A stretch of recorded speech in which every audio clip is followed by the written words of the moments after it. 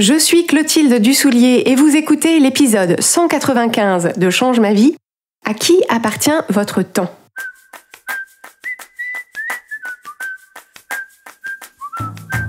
Bienvenue sur Change ma vie, outils pour l'esprit. Je suis Clotilde Dussoulier, je suis entrepreneur et master coach certifié. Et sur ce podcast, je vous livre chaque semaine des outils précis et concrets pour comprendre les mécanismes de votre cerveau et de vos émotions et construire exactement la vie à laquelle vous aspirez. Aujourd'hui, nous allons parler d'un sujet qui est absolument central dans votre vie et qui mérite qu'on y prête la plus grande attention. C'est votre temps et surtout la liberté avec laquelle vous en disposez. Votre temps, c'est votre ressource la plus précieuse. C'est la seule ressource qui ne se renouvelle pas et c'est aussi celle sur laquelle pèse le plus d'incertitudes. Ni vous, ni moi ne savons, vu d'ici, de combien de temps on va disposer au total au cours de notre vie.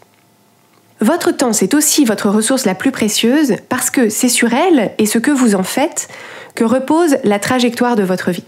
Quand vous réfléchissez à la vie que vous voulez mener, aux choses que vous voulez créer et vivre, et comment vous allez vous y prendre pour créer ça, pour vivre ça, le temps est une des données les plus importantes de l'équation. Très simplement, tout ce que vous voulez créer ou vivre nécessite que vous puissiez disposer librement de votre temps pour pouvoir le créer ou le vivre. Mais ce dont je m'aperçois chez la très grande majorité des personnes que nous accompagnons en coaching, et des femmes en particulier, c'est que cette ressource précieuse, elle ne pense pas réellement qu'elle est à 100% à elle. Et elle ne pense pas non plus qu'elles sont vraiment à 100% libres d'en faire ce qu'elles veulent. Si vous avez cette difficulté vous aussi, ce qui se passe, c'est que vous ressentez que l'utilisation de cette ressource est en réalité soumise à toutes sortes d'obligations et de contraintes. Au début de chaque journée, il vous est donné de vivre 24 nouvelles heures et dans votre esprit, ces 24 nouvelles heures ont déjà largement été préemptées pour répondre aux demandes, aux besoins et aux envies d'autres personnes que vous. Selon votre situation personnelle, familiale et professionnelle, ça prend des formes différentes, mais c'est toute une litanie de « il faut ». Il y a les enfants dont il faut accompagner la sortie scolaire, il y a la personne avec qui vous vivez, qu'il faut soutenir parce que c'est compliqué au travail en ce moment, il y a les parents qu'il faut passer voir, il y a telle amie à qui il faut rendre service parce qu'elle vit toute seule, il y a tel collègue qui vient d'arriver qu'il faut aider à s'intégrer, il y a tel client qui demande qu'on révise le projet pour la 3e fois, il y a la baby shower de la cousine qu'il faut honorer. Et toutes ces demandes sur votre temps, vous ne vous sentez pas vraiment libre de les accepter ou de les refuser parce que vous avez l'impression que vous allez être jugé sur le choix que vous faites de donner de votre temps ou pas pour répondre à toutes ces demandes. À chaque fois qu'on vous demande de faire quelque chose, qu'on vous propose de participer à quelque chose, qu'on vous invite quelque part, vous avez l'impression que vous allez être jugé en fonction de votre réponse. Si vous dites oui, alors vous êtes la personne sympa, serviable, disponible, toujours partante, la bonne personne sur qui on peut compter. Et si vous dites non, alors vous êtes une égoïste, une asociale, quelqu'un de hautain ou de supérieur, vous n'avez pas l'esprit d'équipe, l'esprit de famille, vous ne pensez qu'à vous. Cette impression que vous allez être jugé en fonction de vos choix sur l'utilisation de votre temps, ça crée un climat général de contrainte et tout ce que vous faites est teinté de ce voile de contrainte. Avec votre famille, dans votre couple, dans votre vie professionnelle, dans votre vie sociale, dans votre vie associative, vous passez votre temps à faire des choses que vous n'avez pas fondamentalement envie de faire ou à la place de choses que vous auriez fondamentalement envie de faire. Et quand vous réussissez à bloquer du temps, rien que cette expression en dit long, pour des choses que vous avez vraiment envie de faire, qui vous nourrissent, qui font avancer vos projets, vous ressentez de la culpabilité. Pourquoi la culpabilité ? Parce que, en réalité, vous n'êtes pas complètement persuadé d'avoir le droit de disposer de ce temps comme bon vous semble. Est-ce que vous avez vraiment le droit de passer votre dimanche après-midi à travailler sur votre roman alors qu'il y a une fête de famille à laquelle on vous a invité ? Est-ce que vous avez vraiment le droit de poser une demi-journée, non pas pour aller acheter des vêtements aux enfants et pour faire des démarches administratives, mais pour vous retrouver au calme avec vous-même, pour vous reposer ou pour affiner votre projet de reconversion. Est-ce que vous avez vraiment le droit de ne pas déjeuner avec vos collègues parce que vous avez juste envie de vous poser sur un banc pour lire ? Est-ce que vous avez vraiment le droit de déléguer à un collègue plus junior la 3e remise en page du dossier pour alléger un peu votre charge de travail ? En réalité, vous n'en êtes pas complètement convaincu. Et la culpabilité que vous ressentez en faisant ces choix pointe du doigt votre ambivalence. Cette idée sous-jacente que si vous pouvez donner de votre temps, alors vous devez donner de votre temps. Si vous pouvez aller à la fête de famille, c'est-à-dire si vous n'êtes pas au lit avec 40 de fièvre, alors vous devez y aller. Si vous pouvez vous occuper des vêtements des enfants ou des démarches administratives quand vous avez posé une demi-journée, alors vous devez le faire. Si vous pouvez déjeuner avec vos collègues, c'est-à-dire si vous n'avez pas une méga urgence client qui vous en empêche, alors vous devez manger avec eux. Si vous pouvez faire la mise en page du dossier, c'est-à-dire que techniquement vous êtes capable de le faire, alors vous devez le faire. Et donc, c'est un conflit intérieur permanent. Entre ce que vous voulez faire et ce que vous pensez que vous devez faire, la bataille fait rage et c'est épuisant. Et ce que ça vous conduit à faire, c'est à vous justifier à n'en plus finir, ou à mentir, ou à négocier avec vous-même en rognant sur ce temps, ou en le sacrifiant dès qu'il se passe quelque chose d'autre qui demande votre attention. Donc, pour mettre à profit votre dimanche après-midi pour écrire votre roman, vous vous sentez obligé d'expliquer à votre famille à quel point ce projet vous tient à cœur, depuis combien de temps vous travaillez dessus, pour bien montrer que c'est légitime et justifié. La demi-journée que vous avez posée pour avancer sur votre projet de reconversion, vous la prenez en cachette pour que personne ne vous dise « Ah bah tiens, tu peux en profiter pour t'occuper de tel ou tel truc » ou bien « Ah bah tiens, du coup, viens prendre le thé puisque tu es en congé ». Comme vous culpabilisez d'avoir délégué la mise en page du dossier au collègue junior, vous finissez par lui proposer de le faire avec lui en fin de journée s'il ne s'en sort pas, ce qui vous fait finir plus tard et rentrer chez vous lessivé. Et le samedi matin où il était prévu que vous puissiez aller à votre cours de yoga, il suffit que votre enfant s'accroche un peu à votre legging au moment où vous partez pour que vous vous disiez « C'est pas grave, je peux pas laisser mon conjoint ou ma conjointe gérer ça tout seul ou toute seule, tant pis, j'irai la semaine prochaine. » Et c'est là finalement l'arbitrage le plus important. Quand on pense à un moment en particulier de votre journée, une heure donnée dans une journée donnée, il y a toutes sortes de choses différentes que vous pourriez choisir d'en faire. Et parmi toutes ces choses, c'est intéressant de vous poser la question, comment s'opère l'arbitrage pour vous? Sur la base de quels critères? Pour la majorité des gens, et l'immense majorité des femmes, cet arbitrage s'opère non pas en fonction de ce que vous avez le plus envie de faire, non pas en fonction de ce qui vous permettrait de profiter au maximum de votre vie et d'avancer au mieux dans vos projets, mais en fonction de ce que les autres veulent de vous, de ce qui permettra de les contenter et donc de limiter la possibilité que vous soyez jugé. Plus votre identité est construite sur le soin aux autres, l'idée d'être serviable, d'être sympa, d'être disponible, d'être attentive, plus ça limite votre liberté. Et il se trouve que ce sont les femmes qui, de façon très majoritaire, adoptent ces identités-là, pas par un choix conscient et délibéré, mais parce que c'est ça qu'on valorise chez les petites filles et chez les jeunes filles. Et donc, quand on grandit, quand on est sociabilisé comme une petite fille ou comme une jeune fille, on comprend très vite qu'effectivement, notre valeur va être mesurée à notre degré de disponibilité, d'attention donnée aux autres, d'adaptabilité, de serviabilité et de gentillesse. Il n'y a aucun problème, évidemment, avec la disponibilité, l'adaptabilité, la serviabilité, la gentillesse.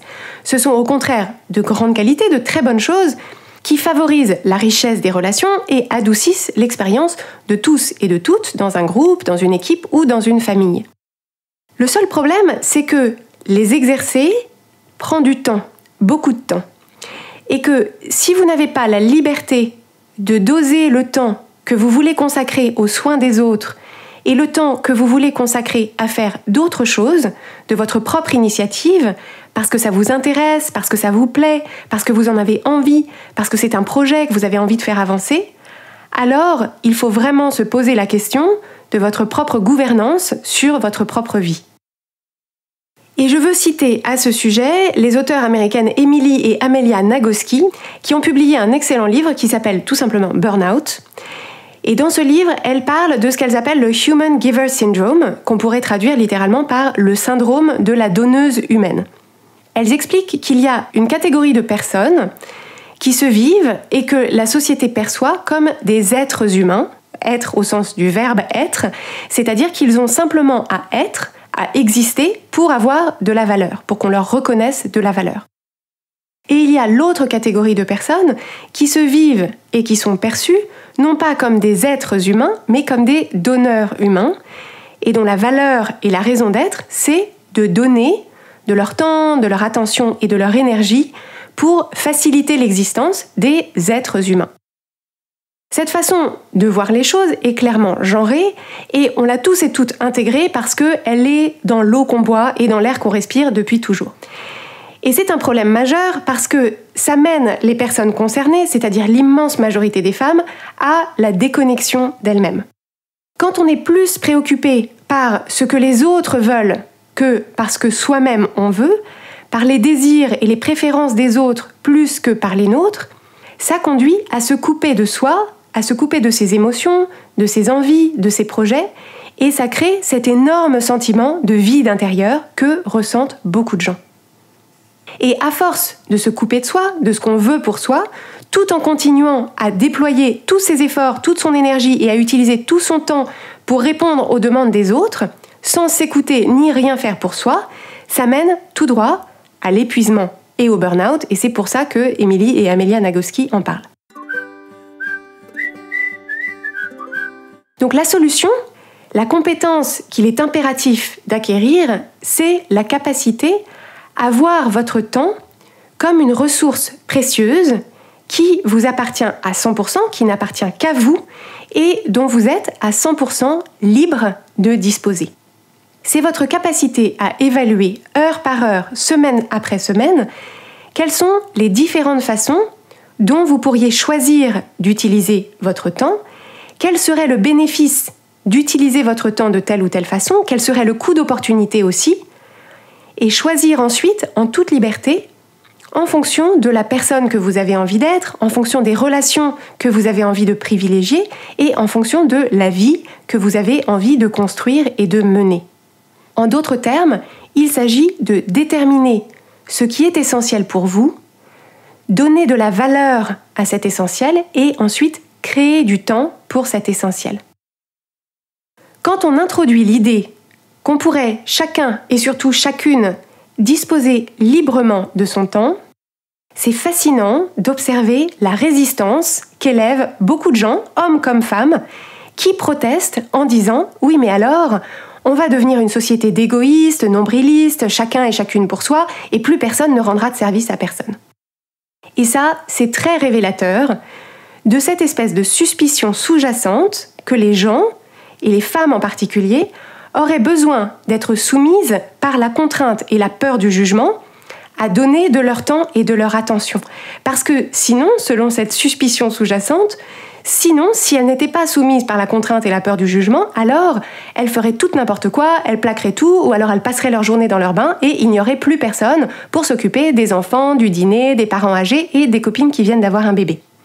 C'est cette suspicion sous-jacente que si les femmes s'écoutaient vraiment, si elles étaient vraiment libres, elles seraient toutes des monstres d'égoïsme et que le tissu de la société partirait en lambeaux. Personnellement, j'ai beaucoup plus confiance en vous, hommes comme femmes, que ça. Je sais que pour que vous puissiez dire oui librement, il faut d'abord que vous puissiez dire non librement. Pour pouvoir donner librement et généreusement, il faut commencer par penser que ce qui est à donner vous appartient effectivement. Et j'ai confiance dans le fait que si vous vous affranchissez de toutes ces injonctions, de toutes ces obligations pesantes, de toute cette peur du jugement, si vous avez un vrai espace pour décider vraiment librement, vous ferez de bons choix, des choix alignés, des choix généreux et des choix pleins d'amour. Et j'ai aussi confiance dans le fait que si vous vous sentez complètement libre, vous saurez aussi dire non quand en réalité vous n'avez pas besoin de dire oui. Quand vous vous apprêtez à aider quelqu'un qui en réalité a besoin d'apprendre à faire seul, quand vous pensez que quelqu'un ne peut pas s'en sortir sans vous alors qu'en fait si, quand vous pensez que des gens seront mortellement blessés par votre absence alors qu'en fait, newsflash, ils s'en remettront. Et j'ai aussi confiance dans le fait que ce temps libéré, vous pourrez le mettre à profit pour être la personne lumineuse que vous êtes, pour poursuivre vos centres d'intérêt, pour faire naître de nouvelles idées, pour créer des choses qui n'existent pas encore, et que tout ça aussi, ça nourrit la qualité de la connexion entre les humains. Ça aussi, ça apporte de la valeur aux autres. Ça inspire les autres dans la poursuite de leurs propres envies, de leurs propres idées, de leurs propres projets, et ça les encourage à briller de leur propre lumière.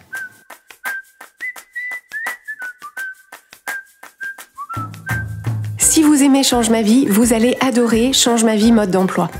Change ma vie mode d'emploi, c'est le programme de coaching qui va vous donner des ailes pour atteindre tous vos objectifs de vie.